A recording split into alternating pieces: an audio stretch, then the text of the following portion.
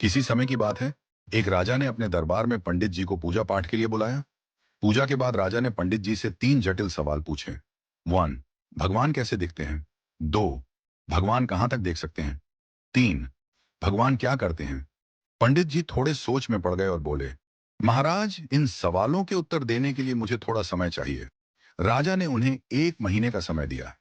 पंडित जी घर लौट आए, लेकिन कई दिनों तक उत्तर नहीं सूझा। उनकी परेशानी देखकर उनका बेटा बोला, पिताजी, आप क्यों चिंतित हैं? पंडित जी ने उसे राजा के सवालों के बारे में बताया। बेटे ने आत्मविश्वास से कहा, पिताजी, आप चिंता न करें, मैं इन सवालों का उत्तर दूंगा। अगले दिन दोनों राजा के दरबार में पहुंचे। राजा ने पंडित जी से पूछा, पंडित जी, आपने मेरे सवालों के जवाब खोज लिए? पंडित जी ने कहा, महाराज, मेरे बेटे ने इन सवालों के उत्तर देने का जिम्मा लिया है।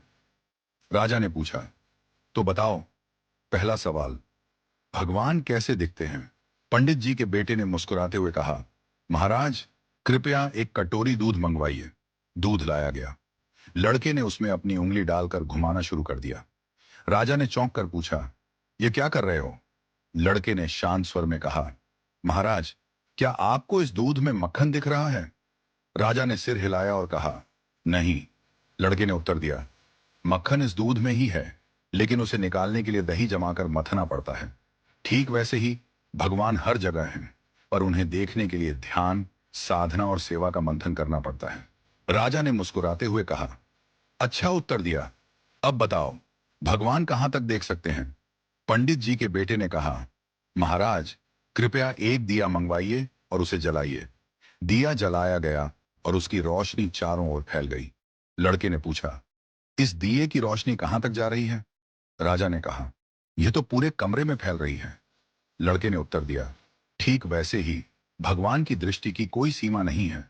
जैसे इस दिए की रोशनी हर दिशा में फैलती है और सब कुछ देखती है, वैसे ही भगवान भी हर जगह सब कुछ देख सकते हैं। राजा ने संतुष्ट होकर कहा, बहुत अच्छा उत्तर दिया। अब बताओ, भगवान क्या करते हैं? पंडित जी के बेटे ने मुस्कुराते हुए कहा, महाराज, कृपया कुछ देर के लिए अपना सिंहासन मुझे दे दीजिए और आप नीचे बैठ जाइए। दरबारियों में खुसर पुसर होने लगी, पर राजा को जिज्ञासा थी, इसलिए उसने उसे सिंहासन पर बैठने की अनुमति दे दी। लड़का सिंहासन पर बैठकर बोला, महाराज, अब देखिए, अभी तक आप राजा थे और मैं आपकी प्रजा था, लेकिन अब मैं राजा हूं और आप मेरी प्रजा हैं। यही भगवान की लीला है। भगवान जिसे चाहते हैं उसे ऊंचाई पर बिठा देते हैं और जिसे चाहते हैं उसे नीचे उतार देते हैं। यही उनका काम है। राजा यह सुनकर चकित रह गया। उसने पंडित जी और उनके बेटे की चतुराई की सराहना की और उन्हें ढेरों उपहार दिए। राजा ने कहा, आज तुमने मुझे भगवान की शक्ति, दृष्टि और कार्यों का गूढ़ रहस्य समझा दिया।